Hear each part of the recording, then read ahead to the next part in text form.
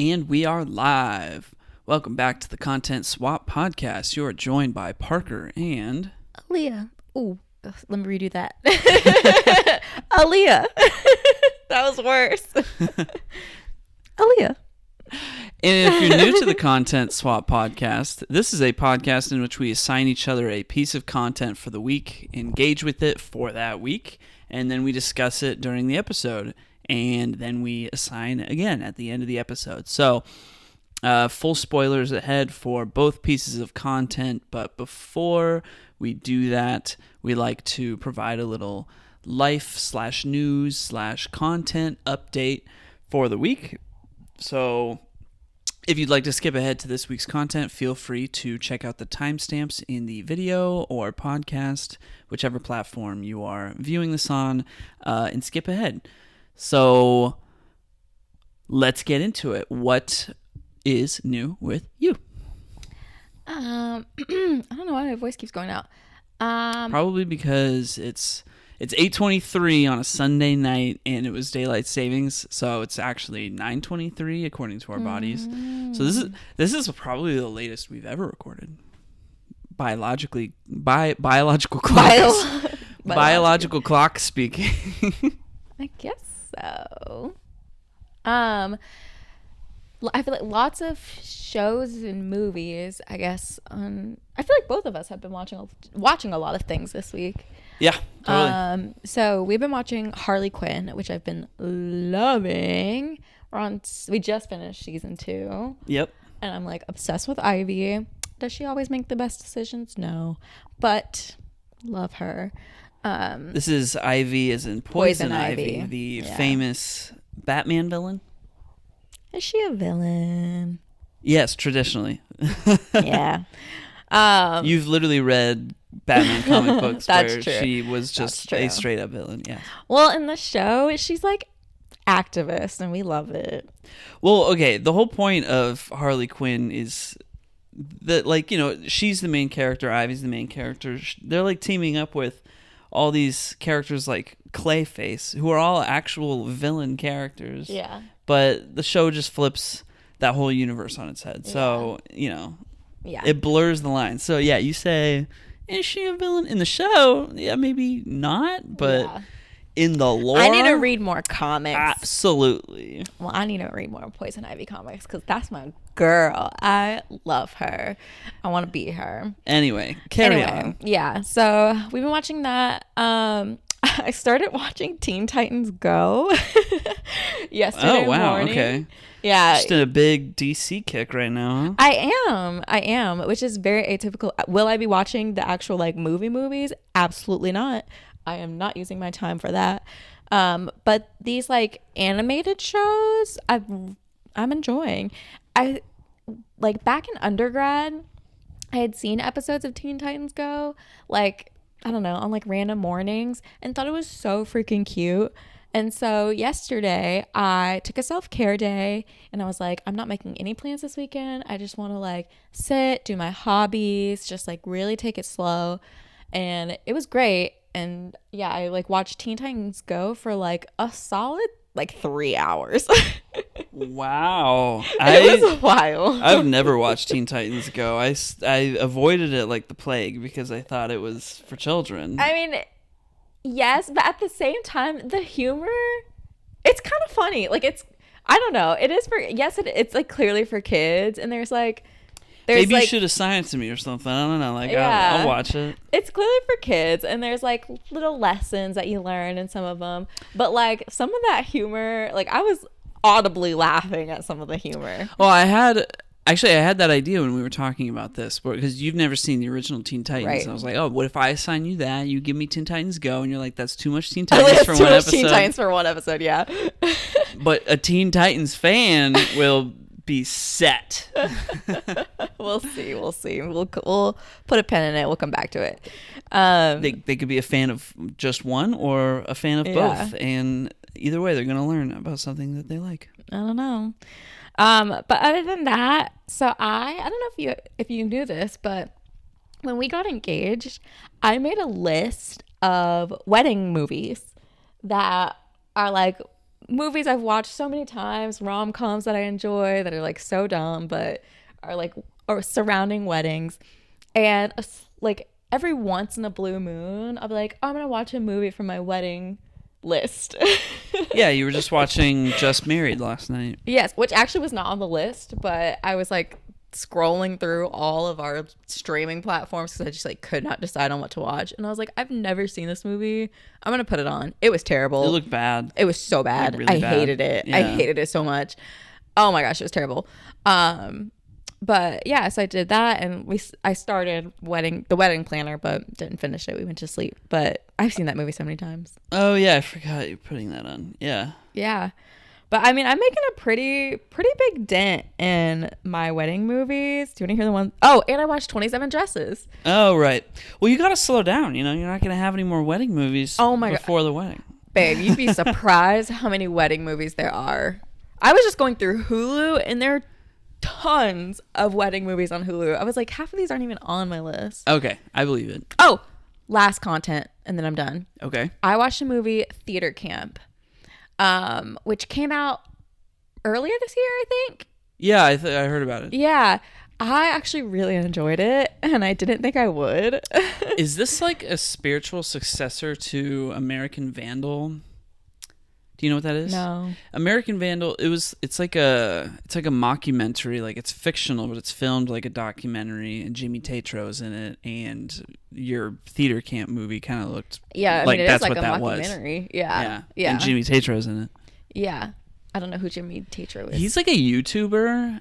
He was kind of like is that that guy? bro-y frat YouTuber. But then he was in Grown Ups 2. Like he was in that scene with Taylor Lautner at the waterfall in Grown Ups 2. He's like one of his two friends. And it's like, oh snap, like Jimmy Tatro. And then now he's like, he did American Vandal. He's doing Theater Camp, I guess. So yeah. Good for him, out here making it in the world. Well, I highly recommend that movie. I didn't think I would enjoy it. It's like really cute, really heartwarming. And I don't know, it was just like something different that I wouldn't typically watch, but really enjoy. I am not a theater person. I wish I was into that world, but I'm not. And I feel like I explained this to my friend Ashley. I was like, I feel like when you're around people who are big into theater, but you're not, it feels like everyone's in on an inside joke that you just like aren't ever aware of. And that's what it always feels like for me. It's like anytime people start talking about theater, it feels like I'm not aware of something, but they're all on the same wavelength and like understand this thing that I just am like, what are they talking about? I mean, I think that applies to any like industry or community in which you're not actively engaged in. Like my but it feels like on a different level. Like one of my friends is really into Magic the Gathering and has a lot of other friends that play Magic the Gathering. And one time I like went to the store where they were playing and I am not a Magic the Gathering player. I don't know anything about it, but it just felt like I felt very out of place. Like everybody knows something that I don't. Yeah. But that's different because it's like you went to a Magic the Gathering thing. Gathering where they're doing it and you just like don't know what they're doing because you're not like a player of that thing. Versus like I feel like with theater people, like theater is their identity. So like just in the way of their being, it feels theatery. You know what I mean? Like and so okay. it's like it feels like you have like the way they just like theater people socialize, I feel, and I don't mean this in like a mean like derogatory way, right? Like love theater people, but like the way people who are really into theater, like I feel like socialize and just talk, even if it's not about theater, it feels like they have a connection and I'm not picking up on something they're putting down. See, it's funny because everything that you're still saying, I feel like I can still apply to my Magic the Gathering analogy because I've hung out with that friend's friends at like a bar before, and still like it's like the way they interact, like even if it's not about magic, it's I feel like an outsider. Like there's a certain way about it, and again, not in a derogatory way. It's just like I'm just not. Yeah, like you said, it's like there's an inside joke I'm just not in on. Yeah, for sure. I guess that makes sense. But I enjoyed it. And so 10 out of 10 recommend. Okay. That's all. That's all your content? Yeah. Any other updates? No. Okay. Should I go? Yeah, go ahead. Okay. Sorry. Usually I wait for you to invite me to start. I don't like to just start myself. I'm sorry. This is kind of gross. I feel really gassy, and I feel like I was about to burp, so I just was really quiet because I felt it in my chest. So I just stopped talking to stop it. I see. All right. Well, I'll go. I'll fill. My apologies. I'll fill the air then with my words. So yeah, what's new for me this week? So I'm getting caught up on some Marvel stuff since the Marvels movie is coming out. I'm like, oh yeah, I should probably, now's as good a time as any to get caught up. So I watched all of Secret Invasion yesterday. It was really quick. It was not as bad as people were saying it was, but also I don't know, you could skip it and just be totally fine, I guess. Mm-hmm. I started watching Loki season 2 immediately after, and I will say that is better than I expected. Or maybe it's just Loki's not that bad, or at least when we watched Loki, we were not, season 1, we weren't that impressed by it. Yeah. But then I think season 2 is basically of the same quality as season 1 was, and when I just take that level of quality and I compare it to, I don't know, the past year of MCU quality, it's oh yeah, it's pretty good. So even though it's still in that post Endgame phase, it was still in that initial first year post Endgame phase where we were all still excited about Marvel content. And now things have really just taken a deep dive. I blame Ant-Man and Quantumania, honestly. I don't blame Ant-Man because I was done with it before Ant-Man, and I never had high expectations for Ant-Man. So my expectations for Ant-Man were low to begin with. Spider-Man was good.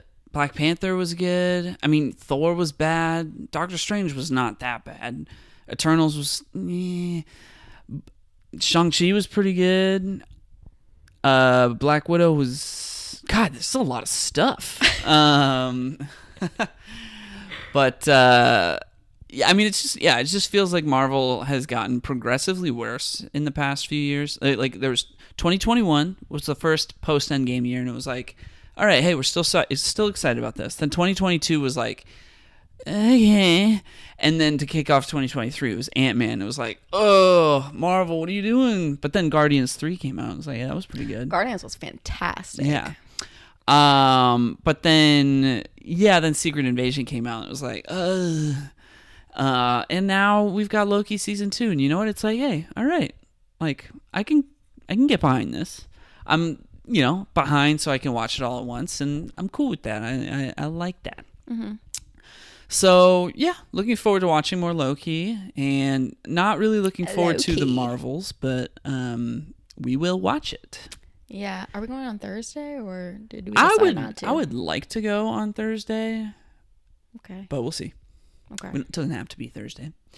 Aside from that, so yeah, got caught up on that. I finished my game that I was playing, Sea of Stars, finally. It took 32 hours total, and I was just talking to my friend Spencer about this.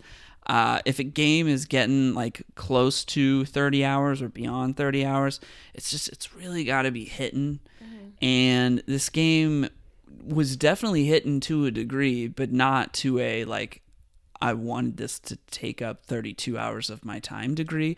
So, good game. Mm-hmm. I can definitely recommend it to some people, but at the same time, I just wish I could have finished that sooner. Yeah. Let's see. On the gaming front, what I am doing is I just started Alan Wake 2 last night. Some may call that. I just started that last night. I played it a bit today. It's a sequel to Alan Wake 1, but Alan Wake 1 came out in 2010, and I never played it. But I did play a game by the same studio called Control during the pandemic. At the very beginning of the pandemic, I played Control, and I gotta say, that game rules. It's super weird. In And yeah, it takes place in the same universe as Alan Wake, and I didn't know that when I was playing Control. I just played it because it was recommended to me, and it was rated really well, and I watched the trailer, and I was like, oh, it looks kind of weird and trippy. And it was very weird and trippy, but the story was like, the universe that they built up was really cool, and it was like all of these kind of supernatural events were happening throughout the world, but Control takes place all inside of like one building about this place called the Federal Bureau of Control, and it's like a government agency that kind of takes care of supernatural occurrences and like logs them, files them, and it kind of like takes this scientific approach to like explaining what happened in these events. And so like the game's events are taking place inside the bureau, because the bureau is just a weird place in general. But like we were talking about last week when we were playing Luigi's Mansion 3, how you were kind of disappointed how in Luigi's Mansion they didn't have kind of like fun side stuff to kind of like fill out the world a little bit. Control, it was very much like that, where you'd pick up, you'd read a random document, and it would be about like some crazy event that happened in some like rural town in America, and you're like, whoa, that sounds nuts. And so there's a lot of just stuff like that, or they would be like, oh yeah, we captured this really weird object and we were keeping it like in the basement, and it's like some, I don't know, like a telephone that turned into a black hole or something like that. And it's like, yeah, we keep that in the basement. So it was kind of just like this weird game like that. And it was really cool. And I had no idea that it took place in the same universe as Alan Wake until I was like reading some file that I found, and it was like explaining the events of Alan Wake 1, but as it was logged by the Federal Bureau of Control. And I was like, whoa, that's really cool. So now playing Alan Wake 2, I mean, I watched a video to get like caught up on Alan Wake 1, but playing Alan Wake 2, I'm noticing these little Easter eggs that are kind of in reference to Control. Like I encountered this guy who was like, oh yeah, I'm from the FBC, which is the Federal Bureau of Control. And I'm like, oh, I know what that is. Or like there was this janitor in Control who was kind of just like there sometimes. He was just this weird guy who was always just like mopping around, and he kind of had like a certain power to him, but he wasn't like in charge. He wasn't like a god necessarily, but he was kind of like all knowing and all over the place. But he was just kind of cleaning the place up all the time. And I was just playing Alan Wake 2, and that guy just like popped up to like help out Alan Wake like do a thing. And I was like, oh my god, it's the janitor guy. Holy crap. And it's the janitor. Yeah. So I love that. I'm really excited to keep playing it, because I mean, it is the story itself, like it is a horror game, and it's about obviously this guy Alan Wake, who he's a writer, and the things that he writes are basically happening in real life. That's not like that original of a setup, but it does take it into like deeper, darker places than just that. And there's like a murder investigation component to it. So I'm really into it so far. It's got a very like Twin Peaks vibe. Like it's very weird. It literally takes place in the state of Washington, in like a small town. It's kind of like obviously influenced by Twin Peaks. But yeah, there's just a lot of like really neat meta supernatural stuff going on, as well as like throwing jump scares at you. And jump scares in video games really get you, because it's like I heard you. Yeah. Making noises. Yeah. I was. No. There was one part where it wasn't even like. It was just like a small jump scare. Like it was a random jump scare, but I just wasn't expecting it. And it just got me out of nowhere, and I just like the way I jumped and just shook. I was like, oh my god! Like I felt like a spring shot me out of my seat, but then a brick wall hit me back down into my seat. I was like, oh my god! It was great. I love that. So, yeah. So. definitely enjoying that so far. Looking forward to seeing what else that experience has to offer, because I'm only like 4 hours in, and it's supposedly maybe like a 20-ish hour game. So yeah, Nice. that ought to be a lot of fun. Sounds like fun. Yeah. Last thing aside from that is yesterday I went and saw Killers of the Flower Moon at the movie theater, and it was like over 3 hours, but it was really good. It's the new Martin Scorsese film where Leonardo DiCaprio and Robert De Niro, as well as some other people, are in it.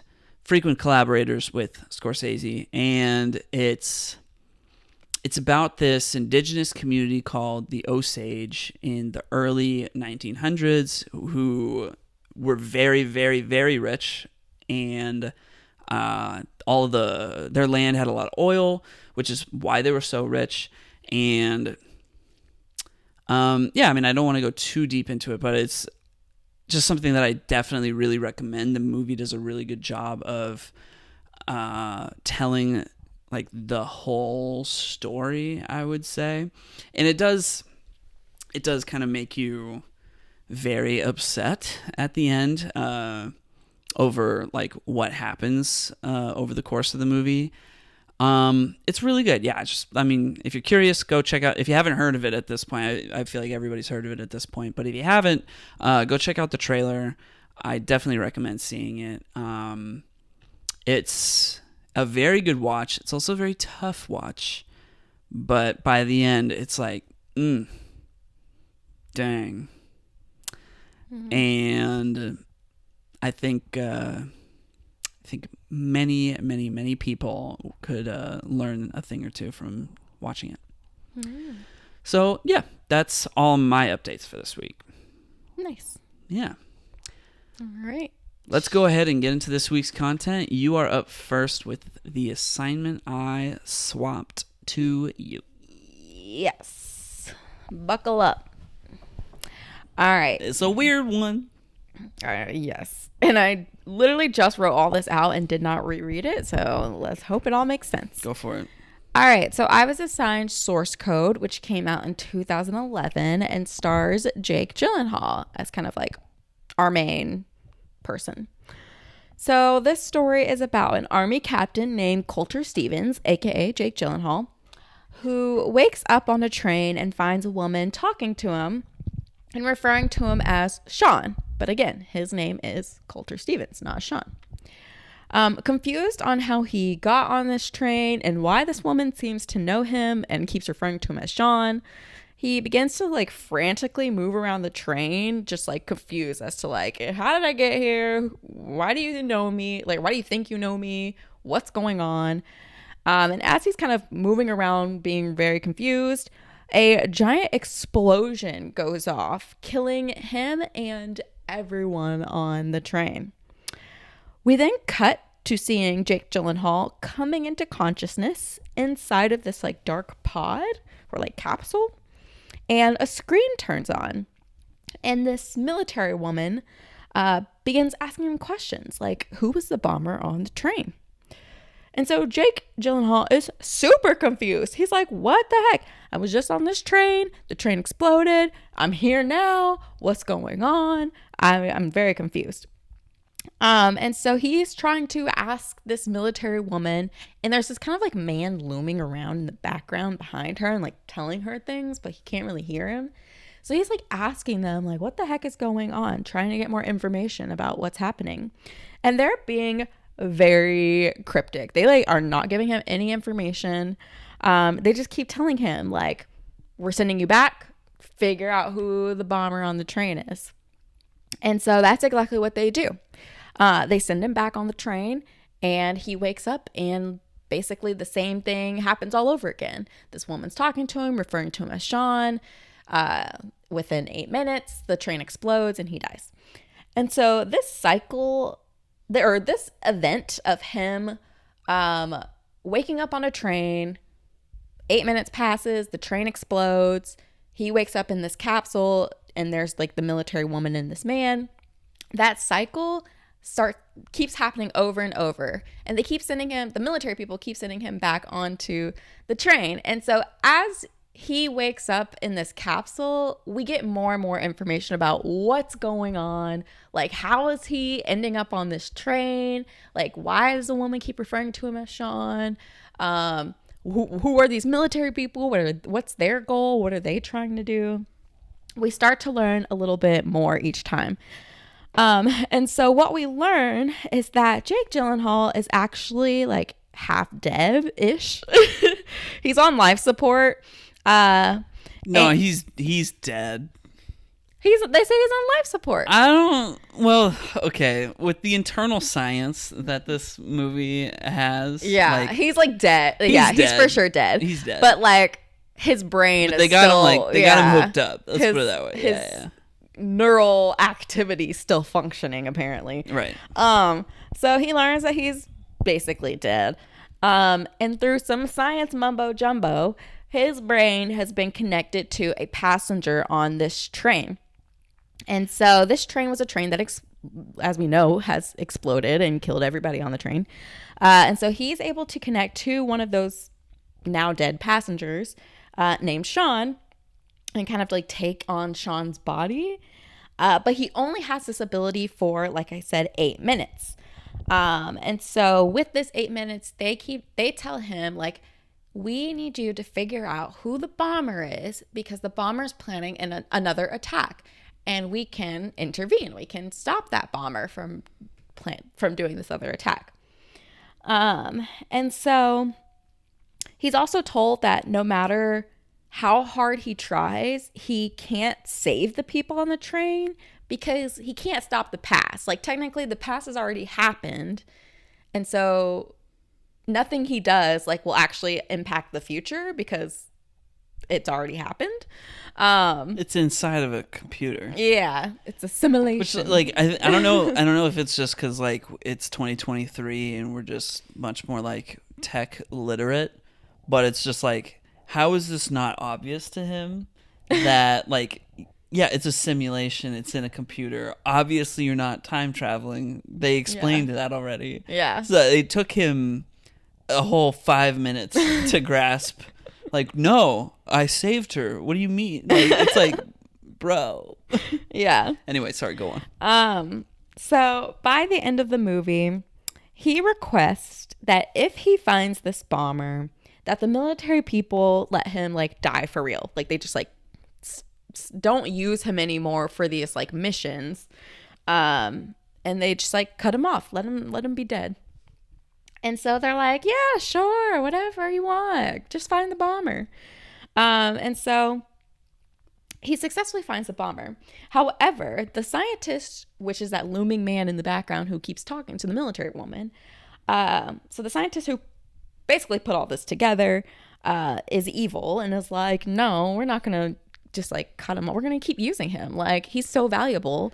Evil might be the wrong term. Just kind of like... Not evil, but, like... Maybe, like, greedy for... Yeah. I don't know. Greedy for his own self-advancement. Yes. It's like he clearly... Like, when after the success of, like, finding the bomber and they catch the bomber... It's like they make it very apparent that he's, like, gloating. He's like, yes, he's look at what my invention did. Haha. Yeah. Woohoo. Celebrate. Yeah. So he's like, why would we actually kill him? I put air quotes. Why would we kill him? Because we can use him in the future. Like, this is such valuable just wipe his memory. stuff. Yeah, just wipe his memory and let's keep on. So the military woman who has really been the one who's, you know, talking to Jake Gyllenhaal this whole time and, like, has now formed somewhat of a relationship with, not, like, romantically, but just, like, platonically through this interaction. Not all relationships are romantic. Yeah. She kind of feels bad about this. She's like, oh, that we lied. That sucks. And so after a conversation with Jake Gyllenhaal, she agrees to let him go back on the train to try and save everyone. He's like, let me just try it. Let me just see if I can do it. Oh, yeah. They've already caught the bomber at that point. Right. They had already caught the bomber. He's like, let me just try and save him. And then, like, you know, whatever happens. At the end of 8 minutes, kill me. Like, for real, kill me. And she's like, okay. And so this plan ends up being successful, and he manages to save everybody. And the military woman kills him. But before that happens, before the military woman kills him, he sends her an email and is like, hey, all this stuff works. All the source code and all the source code stuff that you all have set up is really good and it really works. And here's what you need to do. And so then it cuts to that morning before any of this even happened.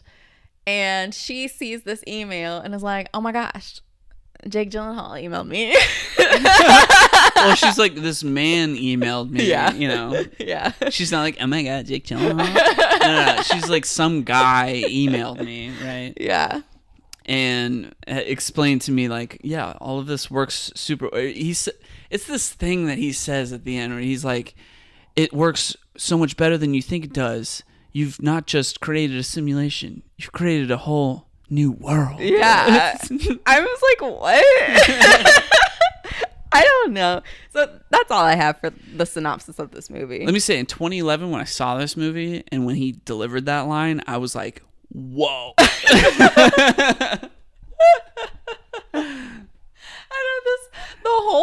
Everything they said in this movie, all the sciencey jargon and the source code and like, yeah, blah, blah, blah. I was like, what? Source code is like a pretty weird term to use, right? It's very vague. Yeah. And they just refer to it like, you can't change the source code. Yeah. And they even got Jeffrey Wright to be the sciencey dude who, you know, when he says things, it just seems smart. Yeah. And they even they explain it with it's like quantum mechanics and parabolic calculus. It's like, and they what just even are repeat those that things? over and over again. It's like, how does it work? Quantum mechanics and parabolic calculus. Well, guess what? I actually looked up Oh my gosh. what parabolic calculus was. Yeah, what is that? It doesn't exist. They lied to us. Right. I mean, it's basically like you're basically gonna get quantum mechanics when you look it up. Yeah.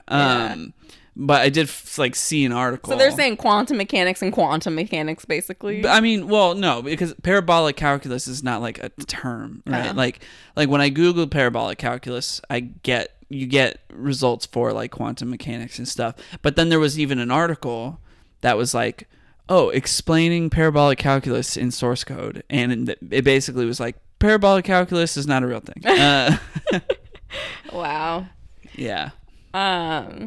Yeah, it just like they really rely on that jargon to make it right. You know, to keep you invested and like make you go along with it and believe it. Well, so that's the quantum mechanics and I guess quote unquote parabolic calculus, so to speak, is really in reference to like calculus without limits, which is just, there's probably, you know, a lot there to understand and interpret. I was looking at the Wikipedia page to try and just get like, you know, the Cliff Notes version. Yeah. And it was all formulas. And I was like, nope. Yeah.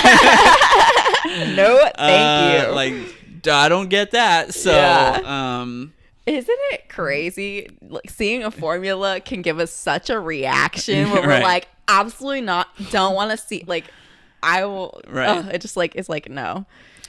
So, yeah, it's like they took, you know, math without limits and they said, we'll just use that to explain our science fiction concept. Yeah, right, sure.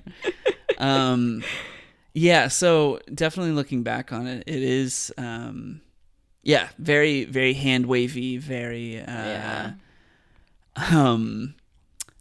want to say like poor man's science fiction. Yeah. In a way. So, okay. All that said. Yes. What did you think of this movie? I don't know. I mean, I thought like what I really loved is that it's simple in the fact of like, you're on the train, you're in the capsule. That's it. And you're going back and forth between these two things. And the train is very repetitive, but even with its repetitiveness, it's like Groundhog Day. Yeah. Even with its repetitiveness, he does something different each time that keeps you entertained, that keeps you invested, keeps you like interested. And then like I was starting to be like, okay, this next time he goes in, he should do this. Like the next time he goes in, he should talk to this person. He should look at that person because now I think it's that person, or like maybe it's that person. Like I was giving my guesses of like, I think it's this person. I think it's this person. Like, by the way, it ended up being the dude who plays who plays Kate Hudson's assistant in Bride Wars, which I thought was hilarious. Oh my God. I was like, he sucked in Bride Wars too. Oh my, okay. But yeah, that was wild. But yeah, so I was like very interested and very intrigued. So I will give it that. However, I think because of all the like science jargony stuff, I was just like, what is the like what are we talking about? And like there's a part at the very end that just really threw me for a loop. And basically it's the part where, you know, Jake Gyllenhaal asks Goodwin, who is the military lady, yeah. He's like, you know, let me go back in. I want to try and save everybody. She's like, okay. He goes back in. He successfully stops the train from exploding, saves everybody. And then like the 8 minutes passes and you're like, okay, he's gonna, you know, come out of it or whatever and then just be dead. Right. Because since Sean technically did not die, Sean would have kept living his life. Right. But in the movie, it's still Jake Gyllenhaal as Sean. Yeah. Jake Gyllenhaal becomes Sean. Yeah. And it's like, yeah, he gets to live his life. Yeah. But what about Sean? I know. Yeah. I was like, that makes no sense. Why is it still Jake Gyllenhaal? And he then, just like, becomes Sean. Sean is the only character in this movie that actually dies, you know? Poor Sean. Poor Sean. Like, what if he wanted a chance at this woman and Jake Gyllenhaal was like, nah, she's mine now. Right. Because Like, he does like, he kisses her and she's like, I've been waiting for you to ask me to coffee. He just took this man's whole life. Literally. Yeah. Like, that part bothered me so. It made this movie go from like, I don't know, I'd give it a 4 out of 5 to like a 3 out of 5 for me.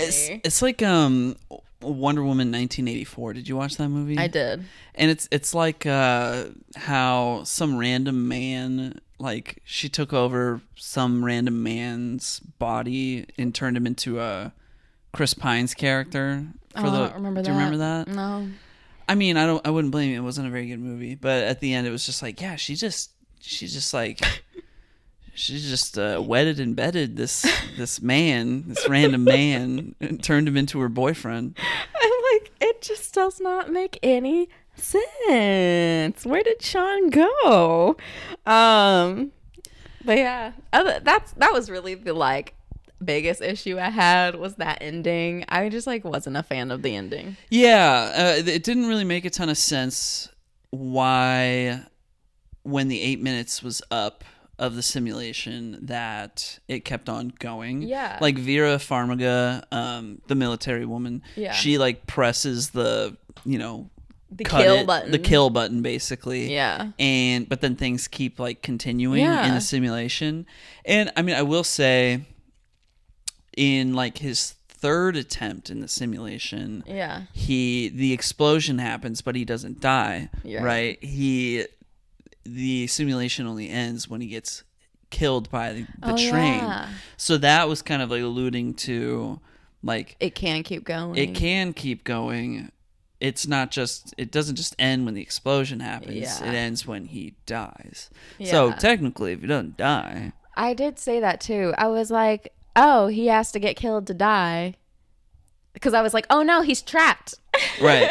I was like, how's he going to get back to the capsule? And then he just immediately falls in the train tracks. Yeah. Okay. Yeah. Yeah. But anyway. So okay. And maybe, I don't understand how simulations work, I guess. Well, it's a computer. I mean, I understand it's all made up. I understand that. But like, that makes me more confused about the ending. Because I'm like, if they never died. Let's put it this way: if in this movie if it's called source code, just from the word code, we can infer that this is something that is taking place inside of a computer. And like, as a viewer in 2011 who didn't really know anything about how computers worked, I can totally buy that and be like, yeah, now he's just in this ethereal extra world or whatever. But now in 2023, knowing so much about technology, I'm like, no, that doesn't make any sense. He doesn't just get to live on in this world it has to be ran by like a server. Somebody has to be maintaining this. Like it has to be like infinite. Because it's a whole new world, right? Like all this stuff needs to, happen or be able to happen. It's a snapshot of the world that morning when the explosion went off, but then continuing from there. Yeah. And it's like that has to be supported by some kind of technological infrastructure. And so that's like, yeah, when you think too deep into it, does not make sense. But like you said, I thought the whole like Groundhog Day element to it I also thought that was pretty fun. It's like, it's like a video game, you're like restarting the level, and he's trying to figure out who did it, right? Mm-hmm. And that's really cool. And ultimately, like with a premise like that, in order to get that, mm-hmm. you have to have some way of explaining it. Yeah. And I guess in this movie, well, I was almost about to like counter my own point, but like I was gonna say, like, they need to have some way to explain it, mm-hmm. Within the movie's own universe, logic, technologically, right? Mm-hmm. So that was their solution, and it doesn't have to be that wild in order to just make the premise work. But then I'm like, well, actually, no, that's not true, because they do put this big emphasis on that mm-hmm. at the end, trying to have this big impact of him being like, you created a whole new world, and it's like supposed to be this mind-blowing whoa. Mm-hmm. So it's like, they're trying to do a bit of like both like cool story setup and cool explanation, but I think the explanation is the weaker component of the movie. Yeah. It does, I think, a good job with its core idea, which is, trying to figure out who did it by reliving the same last 8 minutes over and over and over again. What if they didn't explain it that way, though? Like, what if they took like a Marvel approach where it's like alternate timelines, and it's like it's real life, but there's just branching like timelines and like different versions of. But it's like this movie is supposed to be. It's not a Marvel movie. It's supposed to be like grounded in reality in some capacity, right? Yeah. So who's got the branching timeline technology? Yeah, I don't know. I'm trying to find a way to like have to explain less, like to simplify, or like maybe if this movie was just set in the future, like if it was just set in the future where it's just like, right, we're just advanced, so like anything can go. Right. And so it's like, jumping into somebody's body, sure, that works. You don't even need to explain it, because it's like, it's the future. We're living in 2056 or whatever. Right, like, but this movie's firmly taking place in 2011. Like, they've got flip phones, they've got sidekicks. Like, they do not have smartphone technology. Yes. So, and you look at their interfaces and stuff, and you're like, no way they figured out how to do all this with this technology, I'm just saying, like, what's another way to, like, if you were to redo this movie, to take out all that, like, super jargony, like, take away the complexity of trying to calculus. Of trying to explain it and making it work. I don't know how I would do it any different. That's the thing. I'm like, I don't know how I would make it work. Their solution was to just throw complex sciencey terms and just hope that the audience just accepts that, and they just need to buy it, right? Yeah. And then they can just hone in on the rest of the story. And I think I do think like that worked. I don't think this movie would work if it came out today, because I think audiences are a bit smarter or a bit more clever about needing a better explanation than that. But I think as pure entertainment, like, this movie did do a pretty good job in 2011. Sure. I guess I'm just like, when this movie came out, like, were people like confused? Like, were people like, is this real or no? Like, you know what I mean? Like, real? What do you mean? like reality versus like the simulation part of it. Like, not in the, like, it's not like, where they like, it's not in the computer space. Does that make sense? And maybe No. I'm confusing it. See, I feel like I'm confused, which makes it like, It's all clearly it made you confuse me. I mean, confused. all of I guess like when I saw it, I was like, yeah, he goes on to continue living his life inside of this alternate world that they've created, and that in was the just computer, right? well, I didn't even watching it today. I was like in the computer, but watching it in that's what I'm 2011, saying. I was like, yeah, I guess it's like in the computer, and it's I don't know, they're just somewhere, and like I didn't know anything about how computers work, so I was like, that's fine, like I didn't think that deep into it. It was like, oh yeah, they're just out there somewhere now, but now I'm like, well, no, like that, where's that data going? Yeah. We weren't thinking about data in 2011. I don't get it. I just think in order to like fully appreciate the movie, you do need to think about like as a society where we were at in 2011. I mean, that's where Like- I'm at right now. Fair enough.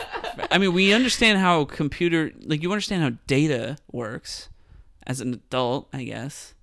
In like what capacity though? Well, just like how things are run on servers and like how there's databases and that like all of everything that you see on an electronic interface is data that is stored somewhere. Right. So all that to say, like, this parallel universe that Jake Gyllenhaal and Michelle Monaghan are living in exists somewhere. So I'm like On the computer. on the computer. Yeah. I'm watching it now and I'm like, okay, well, if Jeffrey Wright, the sciencey guy, is like, well, no, I'm not gonna like that's for him that's probably like terabytes of data in order to maintain that simulation. Yeah. I would just go and hit the delete button, turn all that off. We're not doing that. Yeah. But in 2011, I don't know all about all that, I'm just like, ooh, cool. He's living in a new world now, and that's it. That's it. That's the end of the sentence, and you don't need to think past that. So, like I said, like I think in the context of 2011, this movie worked well at the time. But now, like a movie like this, it wouldn't pass the quality bar for as far as like explaining how it works, Simulation movies, I just like, it's like The Matrix. Like I can't do it. I'm like not a tech savvy person, which is like crazy because I feel like I'm trying to get into a career in tech. So I probably should be better at tech than I am, or more tech literate than I am. But it's just like, why? Every movie that's like centered around, this mind-bending tech, get behind it kind of thing, I'm like, you're making me think too much. You're making me think too much. I don't want to think this much. Well, almost every single one of those movies is inaccurate, so maybe don't even think about it. I mean, yes, It's they not are hard. inaccurate. They are inaccurate. But for me, like, to buy into the world, or like to get into the world, or like appreciate the world, you got to understand the fake of, like, you have to understand, even though it's inaccurate, you have to understand it to make sense of it. Sure. And to understand what the characters are doing and why they're doing it. And do you not like, understand the main premise of The Matrix? I don't remember The Matrix. I watched it once and was like, no. Oh. Okay, anyway. I remember red pill, blue pill, and that's it. All I right. remember him doing the little, the backbend thing. All right. Well, I love The Matrix. It's a good movie, but okay. Anyway, I mean, we don't have to keep on this simulation topic. Any other thoughts? Maybe I need to play more Sims. Sure. Any other thoughts on the movie before I dive into facts? No, that's it. Okay. Well, actually, based on your thoughts, I think this is a good time to do this. What would you guess the IMDb score is for this movie? This is out of 10. 6.5. Okay. What would you guess the Metascore is? I'm going to give you all these numbers. That's like the harsher one, right? Yeah, Metascore is a bit harsher. That's like the critics' aggregate real critics. score. Yeah. I'm going to say 4.2. Out of... Wait, was it out of 10? That's out of 10. Yeah, out of 10. You think like a 40... Sorry, Metascore is out of it's out of 100. So yeah, 40. Okay, so like a 42%. You think it's not a percent, but it's 42. Okay. Whatever. All right, and then what do you think it has on Rotten Tomatoes? That Rotten Tomatoes is also a review aggregate, but it's just it's dichotomous. Did they like it or did they not? You know. I'll give it a 40. You think it's a 40% on Rotten Tomatoes? Yeah. All right. Oh no, I'm scared. I don't even know what I said. Okay. You said so for the IMDb score, you said 6.5. Yeah. On IMDb, it has a 7.5. Wow. For Metascore, which you are correct, is the harsher one. That's generally scores are generally a lot lower for Metascore. You said 42. Yeah. This movie has a 74. Whoa. Rotten Tomatoes, you said what was it? 40%. This movie has a 92%. Oh my gosh! All right, I misjudged what people thought. Yeah. People really like this movie. It. Yeah, I've never even heard of this movie. I know. I don't recall this, like, seeing trailers for this movie. You said this movie, and I was like, what is that? Yeah, no, I remember seeing the trailers for it. I remember I saw it in theaters, and I went, "Hey, cool movie." But then I never saw it again, and because it was kind of like, I don't know, forgettable. But then I remembered it, and I was like, "Oh, cool movie! Like, I'll do that for the podcast." Because I remembered, once I remembered that it existed, I feel like I remembered every single little detail. Interesting. Yeah. I mean, that makes sense. There's not that much to remember. That's fair. Okay. All right. Now let me hit you with some trivia. Okay. So there's a comedian character in this movie. He's like a guy on the train who's also happens to be like a comedian. Yeah. He has a scene at the end of the movie, like when Jake Gyllenhaal saves the train. Mm-hmm. He's like, Jake Gyllenhaal's making this whole point about like, oh wow, like, you know, people are great. The world doesn't have to be a better place. And he like bets the comedian to like that he can't make the whole car of people laugh, and so the comedian's like, "Oh, all right, you're on." And so the guy starts like telling jokes and stuff that were not funny. Right?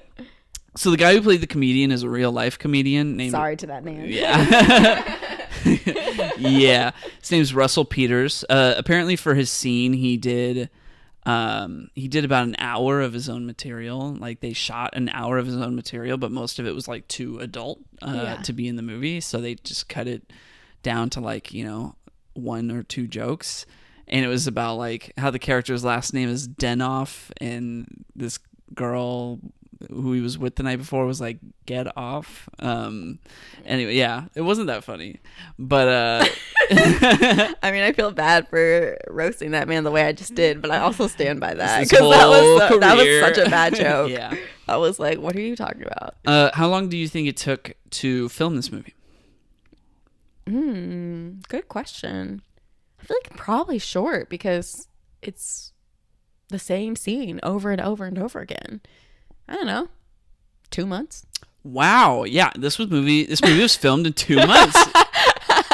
Look at me. Yeah. However, Vera Farmiga, who plays military woman Goodwin, she filmed her scenes in 10 days because she had just gotten pregnant, and she was like, I'm going to be unavailable for months. Let's do this. So love that. Which makes a lot of sense because she doesn't say much. Yeah. All right. There at one point like in the sequence of events, they're on the train, it's moving, and then it stops at a train station, and then it keeps going, and then it blows up. Mm-hmm. At one point, they like Jake Gyllenhaal gets off the train at the train station, and there's like some scenes that take place at that train station. So that commuter station, the commuter station that they were going to film at, changed their terms with like the studio at the last minute. Mm-hmm. So they couldn't film there. They were like, oh, you know, we don't accept those terms. they couldn't film there, so they built a fake commuter station at the last minute in a car park, and again, last minute, they do it very quickly, and the white van with all of the explosives in it, because like we're introduced to the guy who actually bombs the train. Mm-hmm. You see the inside of his van, and it's got like a Stars and Stripes box that's filled with like all these explosives and like bomby stuff, right? Remember that? Yeah. Well, because they had to prep that van at the last minute, all of those explosives in the van, everything in that van except for the Stars and Stripes box is not actually there. All of that was CGI, which I thought was pretty impressive because you can't tell. You can't tell. Yeah. And it's 2011. Wow. So I was like, whoa, seriously? I'm glad they didn't have a real I'm glad they didn't have a real van with explosives too, but at the same time, like, can you imagine being an actor and looking inside of a blank van and being like, oh no, all of this stuff, and it's like, yeah, we'll just put it in post. But then they put it in a post and it looks like it's actually there. 12 years ago? No way. Anyway, I thought that was an interesting fact. Mm-hmm. So Michelle Monaghan plays the lead female character other than Military Woman. But apparently her character was they originally cast Lindsay Lohan. What? But she was recast due to her legal issues at the time, conflicting with the film schedule. Oh no. Yeah. I read that in the IMDb trivia, but I think at this point I was kind of thinking like, is IMDb trivia the best source? You know? I'm like, is that true? I don't know. Apparently they were also considering Topher Grace instead of Jake Gyllenhaal, according to those same sources. Okay. Good. I'm glad they did not make either of those casting choices. Yeah. But at the same time, like, I could see there being an alternate version of this movie with them in it, and it being almost kind of ish the same movie. I think not doing Lindsay Lohan was probably the right choice, but I feel like that would have made it such a teen, like they're too young. Sure. I don't know. I almost don't believe that because like 2011, Lindsay Lohan. I don't think. When was Mean Girls? When did that come out? 2004. Yeah. I don't know. Where was Lindsay Lohan? I don't know. I'm looking at nowhere. I'm. When did she do Herbie Fully Loaded? Like 2007 or 6. That was 2006. Dang. Yeah. So I don't know. I'm old. I know. Yeah. No, you really. That was 17 years ago. Yeah. Yeah, so I kind of look at that fact with some doubt. Yeah. But anyway, I'll keep going.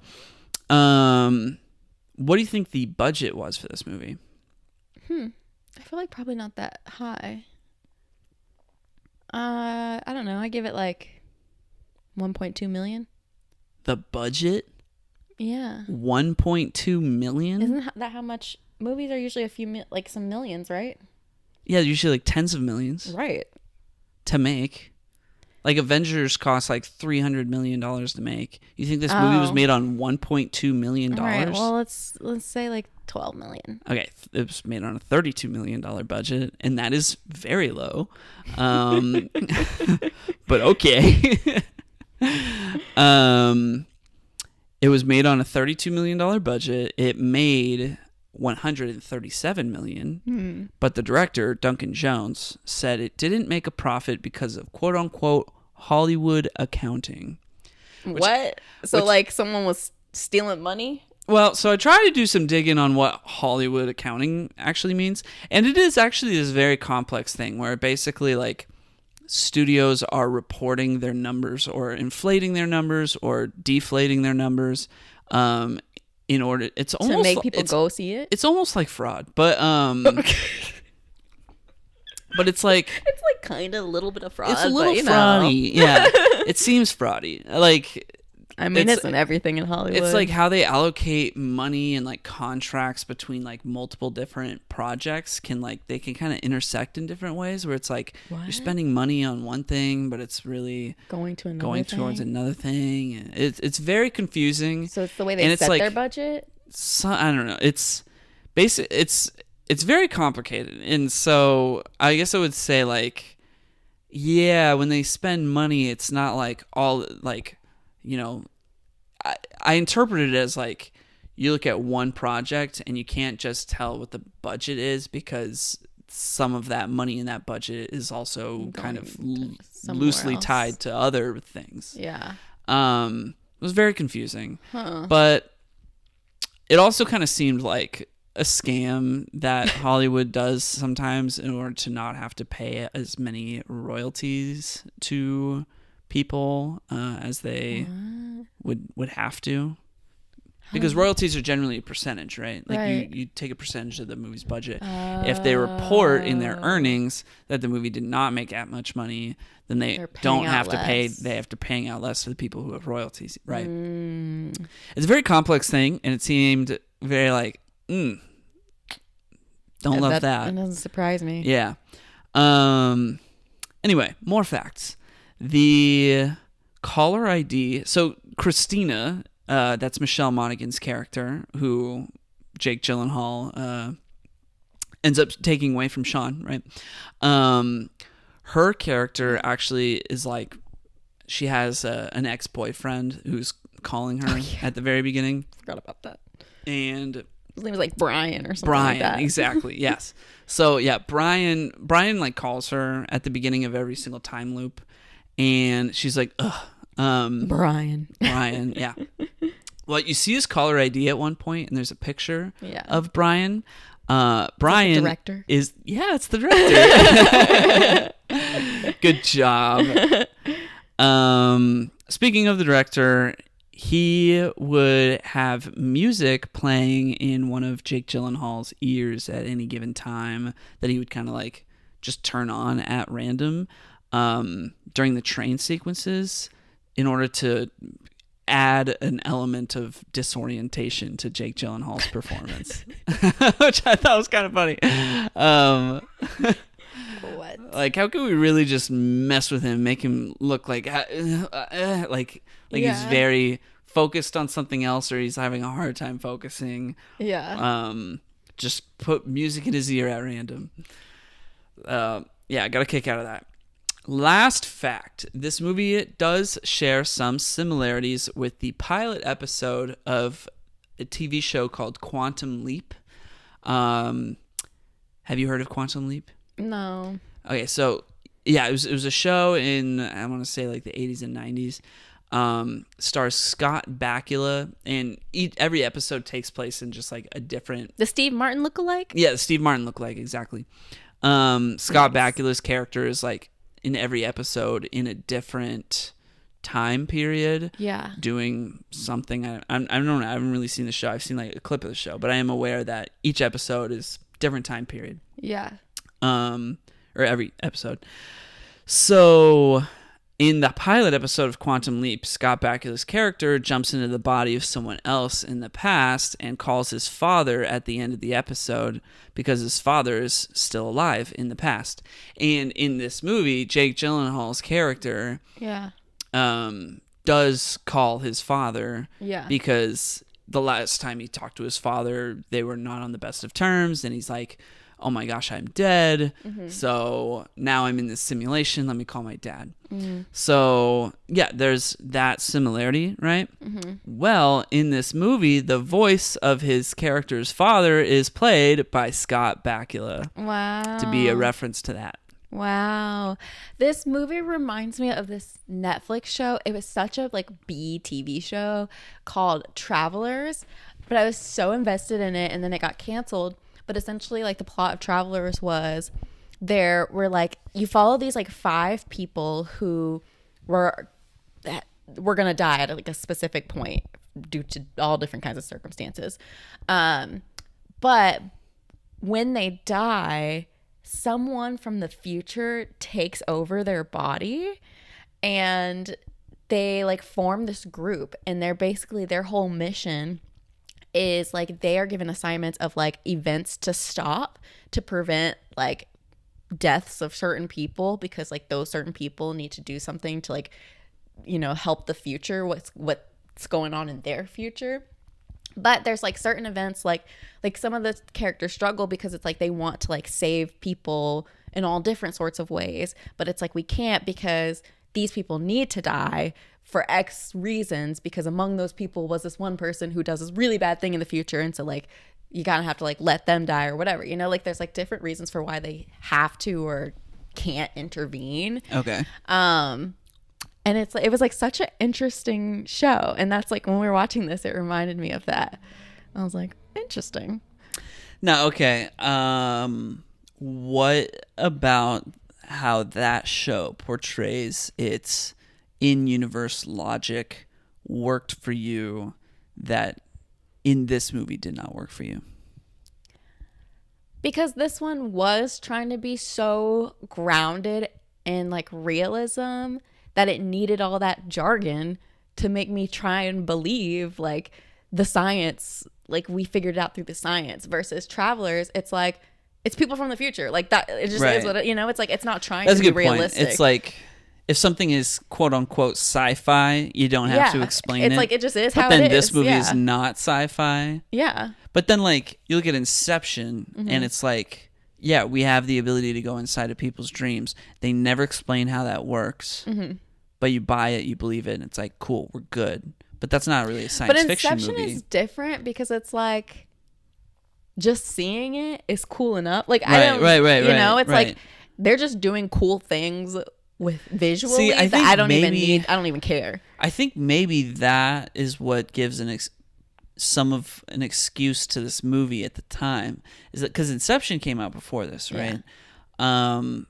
So when this came out, it was like, you know, I don't need it to be explained, because it doesn't always need to be. Like Inception proved, you don't need to explain it all the time, and people can just buy it. Then you see this, and it's like, quantum mechanics, cool, good enough, you know. I think this movie's mistake was that they did try to explain it, but not explain it. You know, the fact that they threw out parabolic calculus. They over-explained it. Yeah. Like when you over-explain stuff, then that makes me feel like I have to understand it. They over-explained it by not explaining it at all with very vague terms. Yes. But when you make such an emphasis about the science, and like he's over here explaining to Jake Gyllenhaal because Jake Gyllenhaal's not getting it. He's like, you need, like, this is what we're doing, understand it. And it's like, bro, what are you saying? Well, this movie gave us a lot to talk about, I will say. It did. I'm surprised. I didn't think we were going to have much to say. Shall we move on to the next one? Yes. The next assignment? Let's. So for this week, I was assigned a movie not called Just Go With It, but Life as We Know It. Now, Life as We Know It came out in 2010. This is a comedy. I guess I'd call it a romantic comedy. It follows the story of two different people who are kind of opposite. One's played by Josh Duhamel, and the other's played by Katherine Heigl.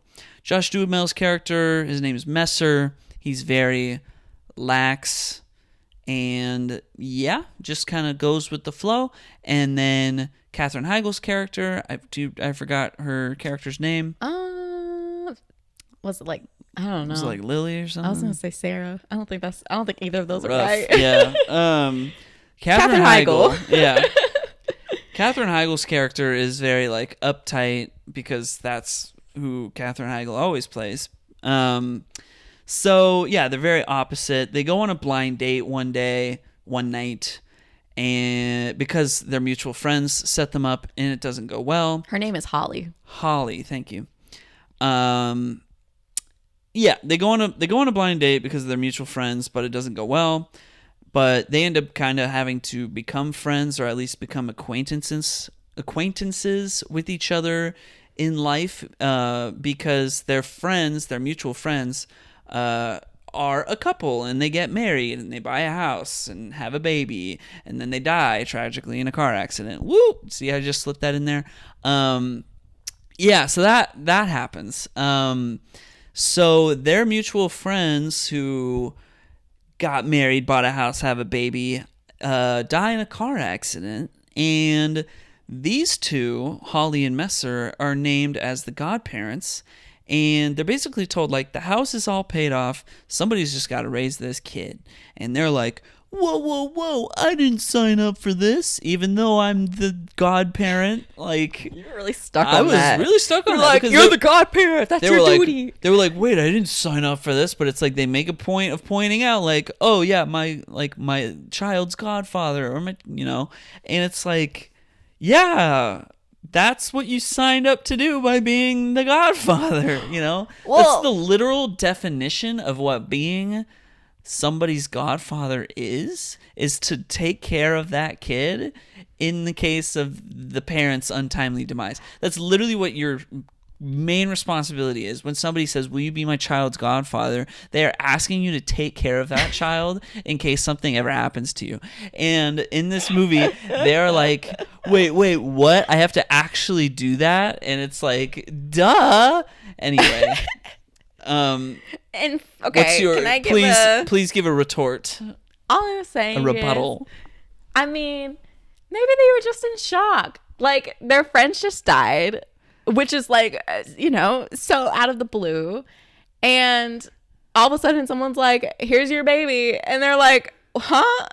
But it's the fact that the response is not like, yes, I have to do this. It is the fact that they're like, we got to get out of this in any possible way that we can. They are like, they're not down, Well, they're okay, like, there's no way. Hold on. Messer is not down. Katherine Heigl is like, whoa, I was not expecting this, and this is a lot. I am gonna do it. This is a lot. What? But no, at the funeral, they literally tried to talk to all the family members, yes, in order to pawn this child off on somebody else. Okay, but we're both sitting up now. But in fairness, they were just told these two hate each other. They despise each other. They were told, hey, you have to raise this child and with live this other person that house. You despise, and live together in this house. Yeah. Both, neither one. First of all, frankly, I don't want to do this with you. Yeah, right. And like, neither one of us are prepared for this. So like, maybe there is another family member who knows how to raise children who would be a better fit for us. Okay, well, frankly, I don't legally think this can happen. So I don't legally think that they can. I don't think you can. I don't think you can legally. I don't think you can legally designate two different people who are not like married to be the guardians for your child. I think it's like you have to pick one, It's either going to be that person, or if they are legally married, then cool, Yeah. I don't think you can designate both of them. Like, this is a movie. That's a legal loophole. Oh, okay. Well, you know what? With parabolic calculus, I was say, we just had a whole conversation about scientific. It's just a movie. Yeah, scientific craziness. We can let this one slide. Okay. Regardless, it's a rom-com movie setup. They have to raise a child together. In this house that is not even theirs. So it's a nice house. It is a nice house. So, they raise the house. Sorry, they do raise the roof. Yeah, no, so they have to raise this child together. Katherine Heigl, Holly, she's got a successful burgeoning bakery, and Josh Duhamel, Messer, he's just a guy who helps film basketball games, and then he freely hooks up with a lot of different women. So like, this is just gonna throw off his game, and it's gonna throw off her business. So yeah, this is a big deal. But they do help raise this child, and they live their own lives, and they slowly become friends, and eventually Holly starts going on dates with this pediatrician that she likes. But then one night, her and Messer hook up and maybe actually like each other as more than friends.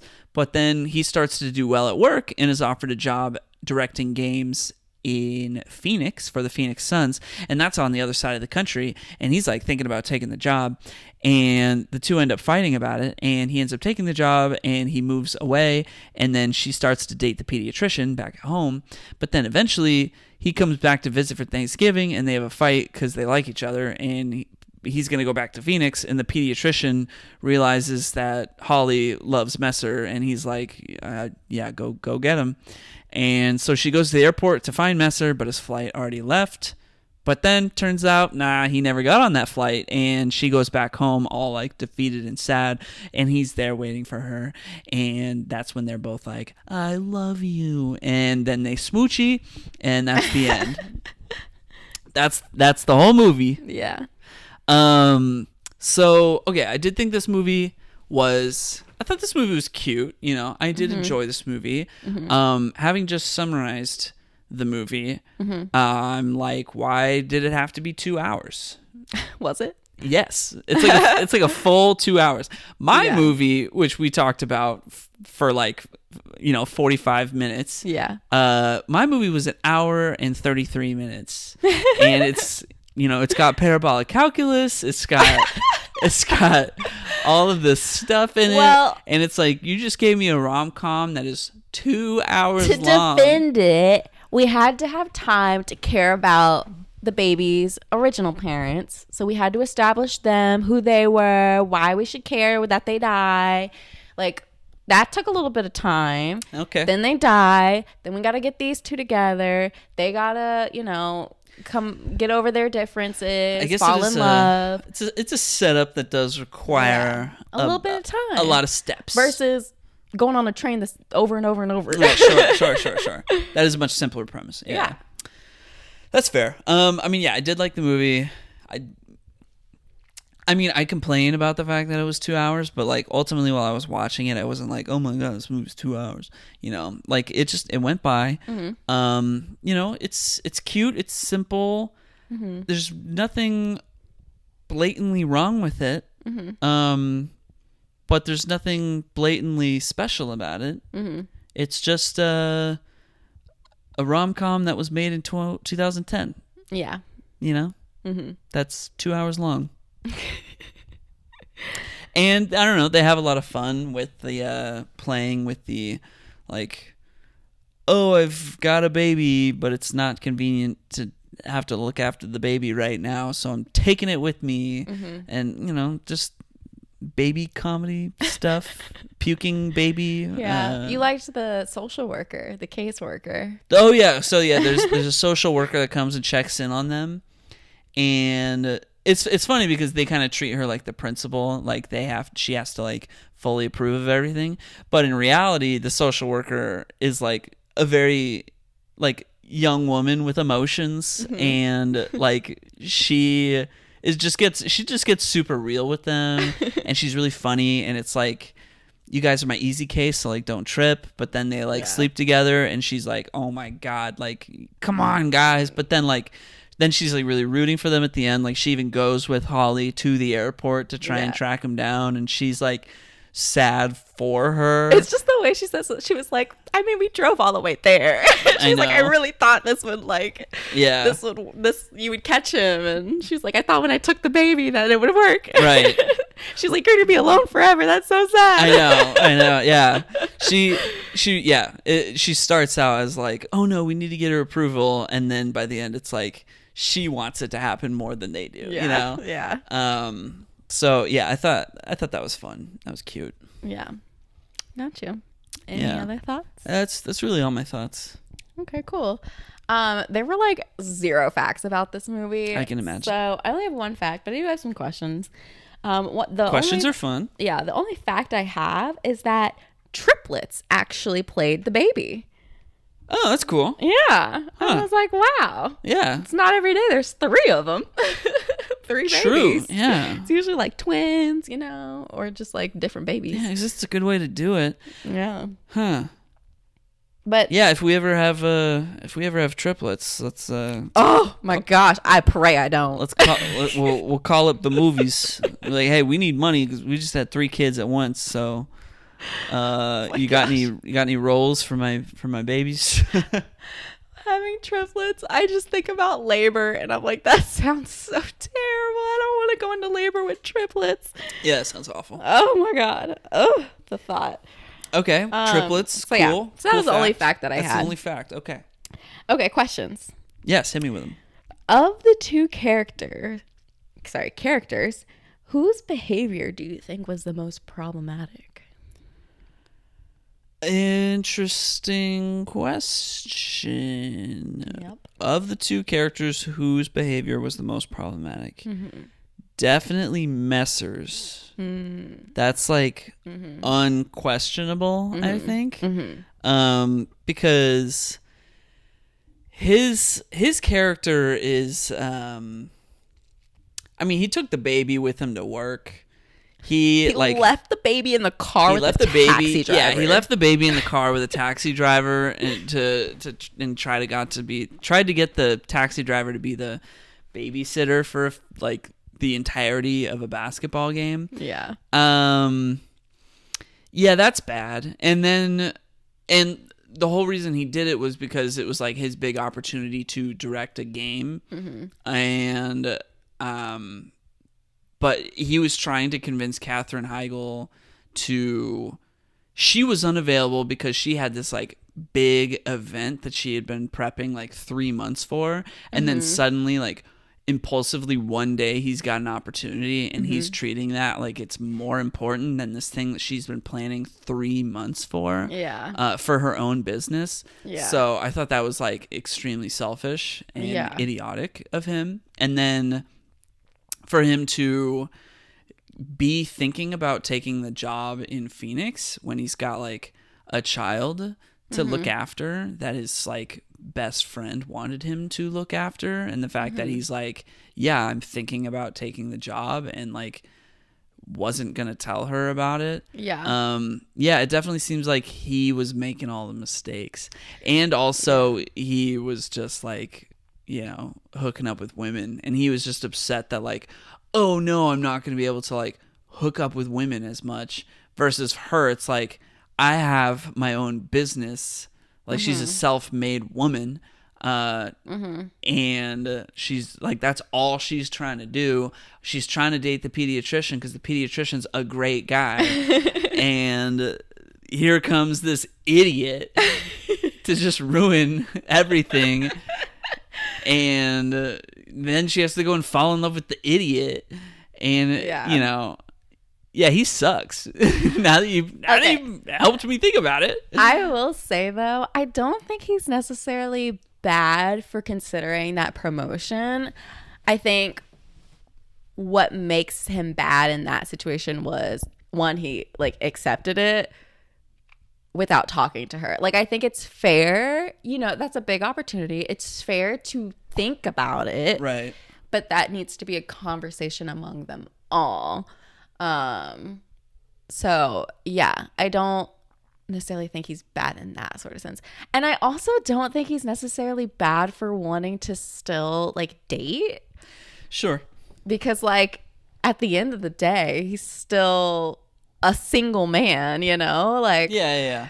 I just thought he was more selfish of a character. For sure. No, for sure. Like she was putting, I mean, yes, she has her own selfish desires as a character. Yeah. But she's still trying to put like the baby's life. She's trying to prioritize the baby. For sure. And he is trying to do everything. He's trying to prioritize himself. Definitely. He had a lot more character development to be had. Yes. However, Katherine Heigl's character like drives me equally insane as his character does. Yeah, I mean, I never like any of Katherine Heigl's characters in any of her movies because she just plays the same. She's very like her characters are always very type impossible A. to please. Yes, yeah. like just like it has to be her way or no way. Right. Just like Right. The part that, and like I really dislike the way she handles when she finds out that Messer was considering that job. Right. Like, well, that whole scene was like, yeah, y'all can just chill. Yeah, she just like goes into a panic, and like it's not like she's not like, hey, can we talk about this? Like, what's like, let's have a discussion about it. Yeah, she's like, oh my gosh, you're abandoning me, you're leaving me. Wait, Yeah. what? I meant nothing to you. Oh my god. And I'm like, girl, calm down for a second. Yeah, that scene was just like the obligatory, like, now there has to be tension between our main characters. Yeah. So we're gonna make them extremely extra reactive with each other, for sure, because we need conflict. Yeah, it went from like 0 to 100 so fast. Yeah. But yeah, it's just like she definitely needed to be more open to conversation, I think. For sure. Yeah. I think that'd be good advice for Katherine Heigl in general, but I mean, we don't know if she's like that in person. I mean, I've only heard that she is hard to work with. And have you seen her in anything recently? No, but like, I don't know. I mean, I'm not trying to trash on Katherine Heigl. Yeah. You know, if she comes out in something that's good, then, you know, great. But I'm just saying, like, all of her characters, every single one, basically needs to, like, chill out. I mean, she plays it well, though. That's true. I mean, she does. She does, for a reason. Yeah. All right. Next question. Go for it. Do you have godparents? If I do, I wouldn't know. Or if I do, I don't know about them. Yeah, me either. I know my sister has godparents. I don't know that that's the same as my godparents. Like, I don't know if they're my godparents too. Well, okay. Not. But like, Ashley's an adult now, so like. This is right. I mean, okay. This is not a fun scenario to think about. No. But in the event that your parents perished, which is funny because that's. That was my mom's maiden name. That's your mom's last. Yeah. Yeah. If they perished, wouldn't it be weird for one kid to go to one family and one kid to go to a different family? Yeah, but I'm like, so. But like, you determine a godparent when like the baby's born, right? So they determined my sister who was going to be the godparent to my sister. You know, my mom had my sister when she was like what, 17, 16, 17? I don't know. When she was a teenager. Like, she determined the godparents, I'm sure, like, then. But, like, I feel like there was never a conversation of, like, oh, that person's Aaliyah's godparent, too. You know? So I'm like, I don't think I technically have a godparent. Like, I don't think there was a conversation of, like, oh, yeah, that... I mean... It would make sense if we were both, you know, young, but at the same time, it's like me and my sister are so big and age different that maybe like there was no need for a godparent because it's like my sister's there, you know? Fair enough. So because no one's ever said, and whenever we've had conversations about godparents, like I've heard them be like, oh, so-and-so is Ashley's godmom, but I've never heard them say like Aaliyah's godmom, like they're Aaliyah's godmom too, or like, here's Leah's godparent. Yeah, I don't know. Yeah.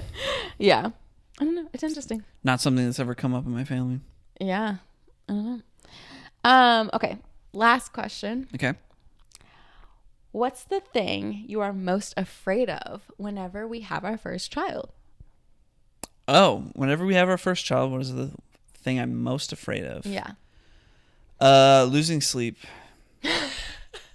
Selfish. I'm just kidding. No, that's very fair. Like, well, I'm just really worried about it because when you lose sleep, it just affects almost every aspect of your life, and that impacts your work performance. And I'm like genuinely afraid of like losing sleep and then just becoming absolutely useless at work, and then I don't know, getting let go or something like that. That's very like black and white thinking, like catastrophizing, cognitive distorting. But and I think that's I think the only thing that I'm like genuinely worried about. I think most employers are also too very like they are aware you just had a baby. Right. Yeah, that's true. They're that's not true. like your work sucks. That's true. They're like, you're it's like you're gonna show up to a meeting and your boss is probably like, oh, how is it with the kid? You know? Yeah. When all three of my kids. Oh, I remember. You know. Yeah. So I guess there's maybe that, but No, yeah, I'm just worried about like losing sleep, becoming cranky as a result. Yeah.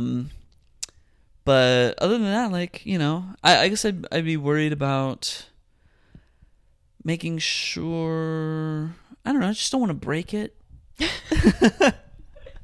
Just don't want to drop the kid, I mean, kids are resilient, Yeah. but I just don't. Yeah. I don't want to like emotionally scar my child for forever on accident. That'll be fine. That'll be fine. One of my favorite parts of this movie is when she drops the kid, or no. he drops the kid. When they drop the kid, No, that stressed me out. that part was hilarious. That part stresses me out. No, my favorite is their little girl is about to take her first steps, and Messer's sitting down in the living room as she stands up, and he's like, "Oh my gosh, it's happening, it's happening." But Katherine Heigl is taking a bath, so he's like, "Holly, get down, come here. She's about to take her steps," and she's like, "Wait, like stall her, like wait, don't let her take her first steps. Like I'm coming." Yeah. And so his reaction is to just push the baby back down. He just pushed her, and then she lands on her butt. Yeah, she like falls back and starts crying, and Holly like sees it and it's like, well, now you've scarred her and she probably won't ever walk. Yeah. That part was pretty funny. That was probably the funniest part of the movie. It's just the way that he pushed her, which like it's. I mean, you probably shouldn't push a child, No, and he didn't do it. That it was very that light. hard. It was a light little light touch. tap, yeah. But I was just like, oh my gosh. Like that part like sticks with me to this day. Every time I think about this movie, I think about that scene. Yeah. Well, see, here's the thing. That's probably the funniest part of the movie, but it was in the trailer. I remember it specifically from the trailer. When I saw it, I was like, "Oh yeah, that's right. I saw that in the trailer." How do you remember these trailers from 2010? I don't know, but I remember, like, if we go back and we watch a trailer, I guarantee you that clip's gonna be in the trailer. I believe it. Yeah. And I hate that. So losing sleep and breaking the baby. Breaking the baby, losing sleep, and causing undue emotional trauma on accident. Fair. How about you? I feel like I don't have two. My biggest fear is more like not knowing when something's wrong. So like medically, like, like if your baby's sick or something, like knowing when it's an actual emergency versus when it's like, it's not an emergency, just like keep an eye on it, or like, give the baby some medicine or whatever. Like I just like, I'm gonna have that pediatrician on speed dial. yeah, I feel like, especially for the first one, I'm gonna be so hyper aware and so like, I don't know, like maybe we need to go to the doctor, maybe we should go, like let's just be sure, like better safe than sorry. I'm gonna call every person I know who's ever raised a kid. I'm gonna call every doctor I know. Yeah. Not like my doctor or the child's doctor, but like somebody I'm friends with who is a doctor. I'll probably call them. Yeah. Yeah. I'll be like, don't charge my insurance, please. Literally. No, that's my biggest fear. It's just like not knowing when there's an emergency, when something's an emergency, and when it's like just me doing too much. I also so a big thing of mine is like I don't want to like have the baby in the bed when we sleep. Okay. And I know a lot of parents do that. I'm very that scares me a lot, because I'm like, what if I roll over on the baby? Like, what if That's funny. But it's like I feel like I was like talking to someone and they were like, oh my gosh, no, like literally my child can like only sleep in the bed like with me, like that's just the only way they go to sleep, and like it's fine, but I was like, for some reason that just like terrifies the heck out of me. I mean, when I would be like really scared at night, yeah, I would walk out of bed, I'd come to my parents' room, and I would sleep in between them. Well, that's different because you're older. Like if your parent rolls over, you can move. Like, but I'm talking about like newborns, like a newborn baby, a tiny baby. Yeah, I don't know about that. Like, it seems like too small. Exactly. They got their own place for sleeping, and I got mine. Yeah. But like some babies just like want to be held all, like that's the only way they can sleep, and it's like, oh my gosh, okay, so what if like we have a baby that like is super colicky or something and can only be only be soothed if we're holding the baby. And then it's like, well, what if I fall asleep while I'm holding the baby? I will And then learn the baby this. like falls out of my hands, or like, like what if something like that happens? I feel like I'm too alert. Yeah, for that you are. to Yeah. happen. Yeah. For me, at least. I would just never sleep. Like I imagine when we Well, have yeah, our first I kid, wouldn't- I'm just never gonna be Right. sleeping because I'm just constantly gonna be like, is the baby okay? Okay. Is the baby okay? for sure. Okay. Is the baby okay? Like I'm just like, yeah, I'm just gonna be like in such a light sleep because I'm just so concerned. Good to know I've got that to look forward to. So I'm probably gonna end up losing a lot of sleep, just like I predicted.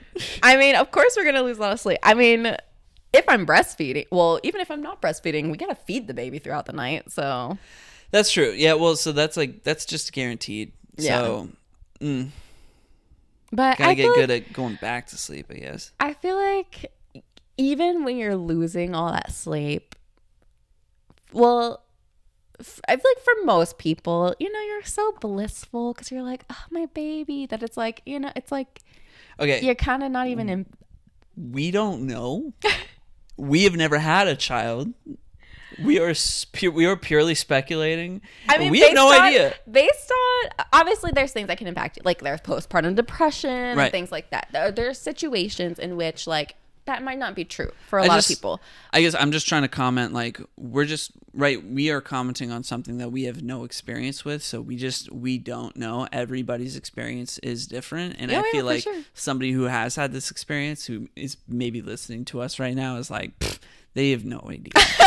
Oh, yeah. I mean, we're completely ignorant to it. But I'm just saying, like, based on, I don't know, just like the people around me who have had babies, it's like, yeah, they're super tired, but they also are like so in love with their baby that like, they don't care. I'm like, Yeah. I'm like, as soon as we have a child, I'm gonna be like, love that baby. Yeah. They're like, we're exhausted. be obsessed but- with it. Yeah. Like, we're Yeah. exhausted. But like at the same time, look at how cute this little thing is. Yeah, So that's what I meant by that is like, gotcha. Gotcha. yes, you'll be tired, but like, I feel like most people are, still pretty excited that they they have this new baby. I would hope so. Yeah. All right. Any other questions? Any other facts? Any other comments? Nope. Concerns? That's all I had. Cool. Yeah. All right. Well, still on like regularly scheduled programming. Are we gonna do a Christmas theme or a holiday theme in December this year? Yep. Sweet. Okay, so have that to look forward to in a few weeks. But for now, we are still on like regular stuff. So, would you like to assign first? Sure. I had asked you what you were assigning, and you said something more like fun or something like that. So I decided to give you something a little bit more depressing. Yeah, perfect. Go for it. I'm going to give you Blackfish since we had a Okay, conversation about it. Yeah. And I learned that you had never seen it. Okay. And I don't think I've given you a documentary in a really long time. I'm not sure If you've I've ever, given yeah, a if I've ever given documentary. one. I've So. given documentaries. That's true. So this is a documentary I'm going to give you. Okay, cool. That's a good pick. I look forward to watching that. Mm-hmm. In a depressing kind of way. You were like, I love depressing things. I love depressing. I was do. like, oh. I do enjoy a good depressing content. I do not. Okay, cool. Looking forward to that, and looking forward to some post viewing depression. Yeah. Okay.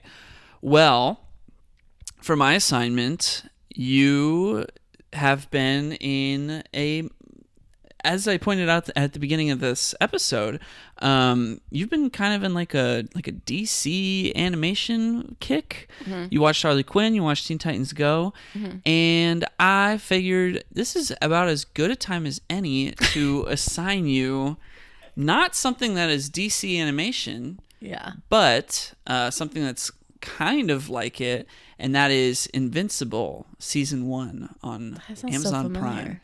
That's because you're probably seeing Invincible Season 2 advertised on like the PS5. Literally, we were animated? This is animated. It came out on Prime Video. It's only like, I think 10 episodes, but it is very good. And it's been a few years since Season 1 came out. Season 2 is finally coming out I think the first few episodes of season 2 just came out last Friday, and I was like, oh my God, perfect. I'll assign it to you. Hopefully you'll like it, and then we'll just watch it together. Like, because I need a bit of a refresher. It's been like 2 or 3 years since I watched the first season. So yeah, season 2's coming. So yeah, fingers crossed that you liked it, and we just watched it together, and because it's not that long. Yeah, I'm excited. I am like in a big animation kick, especially like adult animation. I don't know why. It's like everything I want to watch is animated. Like we caught up on like a bunch of Jujutsu Kaisen this and morning, we finished Attack on Titan. We forgot to mention that. I know. We watched the finale of Attack on Titan this morning. Yeah, it was good. I think it was worth it.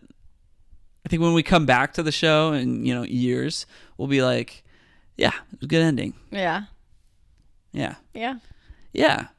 All right, cool. I'm glad you're excited to watch Invincible. I think it's like this is the time for you. I love that you're like, oh, she's in the mood. Yeah. Well, no, I wasn't even going to assign this. Like, it wasn't on my radar. And then it just kind of like, we were watching a lot Harley Quinn, and I was like, oh, Invincible's kind of like this. And then I was like, oh, season 2's coming out. Like, this is it. That's the pick. That's the swap. Yeah. That's the swap. That's funny. Cool. So all right. We have Blackfish and Invincible. Yes. Next week we have Blackfish and Invincible. Hope you enjoy it. Have a good week. Hope you enjoyed this week's episode. And how long is this? Pretty long. We'll see you next time. Yeah. See ya. All right. Bye. Bye.